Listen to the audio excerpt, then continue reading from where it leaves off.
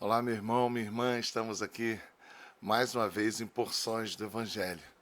Hoje eu quero compartilhar com você uma das coisas que mais me impressionam na relação de Deus com o homem. É como Deus decidiu contar com o homem caído para a missão dele mesmo, Deus em resgatar o homem perdido que tornou-se afastado da sua presença. Perceba que é sempre assim, Deus vai na direção do homem, Deus se revela a ele, e agora, uma vez tendo sido encontrado por Deus, Deus o santifica e o envia. A gente poderia lembrar de momentos clássicos, como de Jeremias, de Isaías, mas a gente poderia lembrar de outros onde isso não é tão evidente, como é o caso, por exemplo, de Abraão. Embora seja distinto daquilo que Deus fez com Isaías, com Jeremias, dizendo claramente a eles que eles, Jeremias e Isaías, seriam proclamadores da sua mensagem que Deus havia escolhido, chamados, convocados para aquela missão. No caso de Abraão, perceba que não há esse diálogo propriamente dito. Mas, de igual modo, assim como Deus fez com Jeremias e Isaías, também foi Deus que foi na direção de Abraão e o envolveu na sua missão. Deus santificou Abraão e fez dele o pai dos hebreus. E por meio de Abraão, o próprio Deus disse que muitas famílias seriam abençoadas, que famílias seriam abençoadas na face da terra. E, obviamente, isso aponta para a promessa do Filho bendito. E nós sabemos que o Filho bendito não era Isaac, era o descendente de Israel, o descendente da tribo de Judá, Jesus de Nazaré. A gente pode pegar outros exemplos, como Deus faz com Moisés, o escolhido, o eleito Moisés, que não havia, a princípio, nada que pudesse nos comunicar que Moisés tinha algum atributo ou alguma condição distinta. Deus simplesmente o escolheu e o envolveu na sua missão. A gente poderia lembrar de outros nomes, como o próprio Neemias. A gente poderia lembrar de outras pessoas que simplesmente Deus dá a eles um papel extremamente importante para a continuação da propagação do seu reino. E no caso específico estou falando de Davi. Quem era Davi? Nem na sua família ele tinha um respeito, era dado a ele honra. O próprio Samuel, quando vai até a sua casa, a casa do seu pai, nem identifica como alguém que pudesse ser possível, nem o nome de Davi é trazido. O próprio Deus não revela previamente a Samuel que seria Davi o escolhido. Ele olha para os seus irmãos que tinham mais atributos físicos e assim como também tinha sido identificado em Saul, ele identifica, olha, pode ser um desses, né? Um que tem um porte mais atlético, alguém que tenha uma proeminência física, uma beleza, assim como também foi identificado em Saul. E Deus vai lá, escolhe Davi e o envolve na sua missão.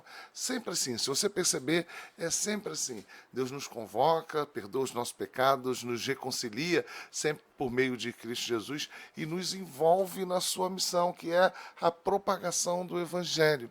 Perceba que uma coisa está conectada à outra. O Senhor vai lá, nos redime, nos alcança, nos traz uma nova vida, mas Ele não para por aí. Nos santifica e nos envia, assim também como fez com Isaías, levando até Atenais a sua boca e capacitando para que ele então pudesse proclamar o Evangelho. Se você perceber, não muda. Muda os detalhes, mas é sempre da mesma forma. Deus vai na direção do homem, o salva, o redime, o prepara, o condiciona e o envia.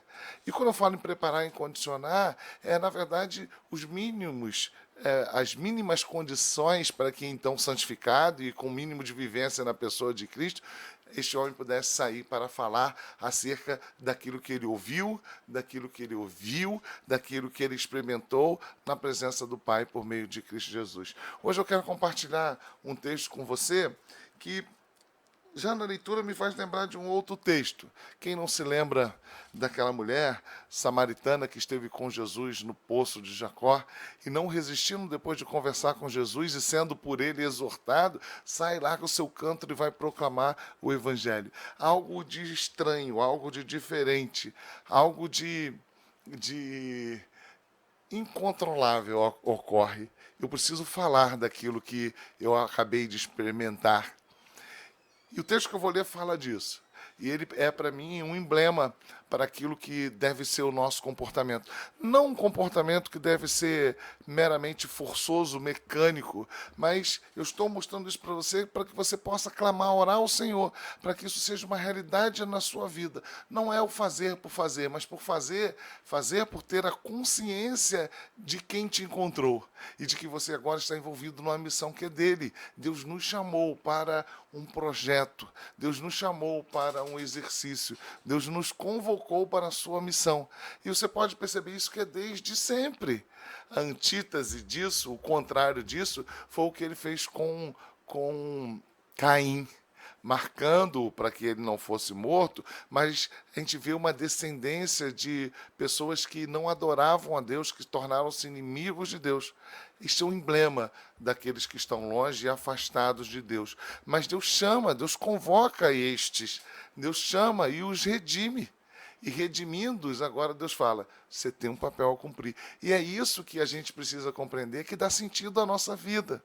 E muitas vezes a Igreja de Cristo fica perdida. Nós, como aqueles que compõem a Igreja de Cristo, muitas vezes não compreendemos. O nosso objetivo na Terra não é construir megatemplos, não é adquirirmos muitas propriedades para uma denominação, é proclamarmos o Evangelho de Cristo Jesus, é anunciarmos as boas novas.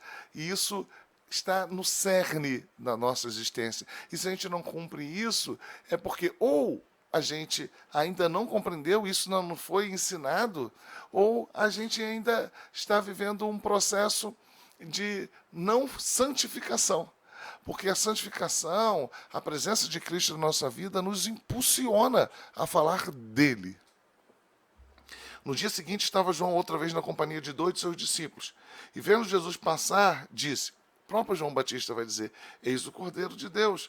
Os 2 discípulos, ouvindo dizer isto, seguiram a Jesus. Largaram João Batista e foram atrás de Jesus. E Jesus, voltando-se e vendo que o seguiam, disse-lhes, que buscais? Disseram-lhe, Rabi, que quer dizer mestre, onde assiste? Ou seja, onde você vai ficar? Para onde você está indo? Respondeu-lhe, vinde e vede.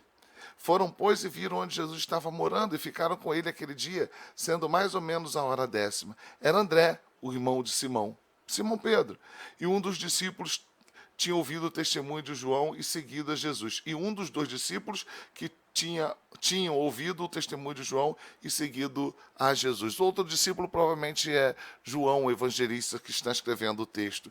Ele achou primeiro seu próprio irmão, Simão, a quem disse, achamos o Messias, que quer dizer Cristo, e o levou a Jesus. Olhando Jesus para ele, disse, tu és Simão, filho de João, tu serás chamado Cefas, que quer dizer Pedro. André não se conteve, provavelmente estava ali junto com João, o evangelista, e tendo passado horas com Jesus, aprendendo acerca de quem era Jesus, as palavras de Jesus, ele sai e fala, encontramos o Cristo. A vida dele tinha sido transformada, ele tinha passado por um processo único na sua vida, que não teria mais volta. E agora ele precisava anunciar, ele precisava comunicar. E o texto vai continuar. No dia imediato, resolveu Jesus partir para a Galiléia e encontrou Filipe, a quem disse, segue-me. Ora, Filipe era de Betsaida, cidade de André e de Pedro. Filipe encontrou Natanael e disse-lhe, achamos aquele de quem Moisés escreveu na lei e a quem se referiram os profetas, Jesus o Nazareno, filho de José. Perceba que o que aconteceu com Filipe, o que aconteceu com André, o que aconteceu com João Evangelista. Tiveram com Jesus e não se conteram, tiveram que falar, tiveram que cumprir a missão dele, proclamar as boas novas. O que eu quero dizer para você ao falar isso, assim também como aconteceu com aquela mulher samaritana, Jesus nos encontra. Deus nos encontra no Filho, Ele nos redime e agora Ele nos envolve na sua missão. Nós temos um papel a cumprir e por meio da nossa história e por meio daquilo que proclamamos, anunciamos o reino do Cristo. E por que eu falei também da nossa história? Porque as pessoas veem o que aconteceu conosco, as pessoas observam o que aconteceu conosco. Lembrei-me agora do Salmo 40, eu quero ler aqui com você o Salmo 40. Olha o que o salmista Davi vai dizer no Salmo 40. Algo que tem a ver com isso que eu falei, que as pessoas olham e veem, percebem aquilo que está acontecendo conosco. Esperei confiantemente no Senhor, e ele se inclinou para mim e ouviu quando clamei por socorro. Tirou-me de um poço de perdição, de um tremedal de lama, colocou-me os pés sobre uma rocha e me firmou os passos, e pôs nos lábios, e me pôs nos lábios um novo cântico, um hino de louvor ao nosso Deus. Muitos verão essas coisas, temerão e confiarão no Senhor. Muitos verão essas coisas. Que coisas? Aquilo que Deus fez ao nos encontrar. Aquilo que Deus fez na nossa vida. Muitos verão e temerão. Verão as coisas que Deus tem feito em nossas vidas. Deus nos chamou a participarmos desta proclamação. A proclamação das boas novas. A proclamação do reino de Cristo Jesus. Foi para isso que Ele te resgatou. O fim último não é a sua própria salvação. Ele te inseriu na missão, assim como inseriu Abraão, assim como inseriu Esther, assim como inseriu Paulo, assim como inseriu André, João, evangelista, Natanael, Felipe, Hilton e você.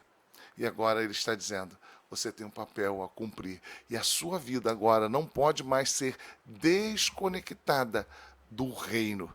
Você precisa proclamar o evangelho. E as pessoas precisam ver que há nos seus lábios um novo cântico de louvor a esse Deus, para que eles temam e reconheçam aquilo que o Senhor tem feito também em nossa vida. Pense nisso. Clame ao Senhor para que Ele te santifique, para que você tenha um entendimento acerca da sua salvação e de como você foi inserido no reino e para que você foi inserido no reino, para cumprir a missão de Deus. Não perca o seu tempo, dê sentido à sua vida. Proclame o reino, falando, dizendo, anunciando Cristo Jesus, e de modo que as pessoas possam ver que a sua vida foi transformada. Entenda, porque nós somos chamados sal da terra e luz do mundo. O nosso comportamento precisa fazer diferença, a nossa vida precisa fazer diferença onde o Senhor tem nos colocado, onde Deus tem te colocado. Você precisa resplandecer a luz de Cristo e o Evangelho precisa ser proclamado pelos seus lábios, um novo cântico, para que as pessoas possam temer ao nosso Deus. Que Deus te abençoe, fique com Deus, até o próximo Porções do Evangelho.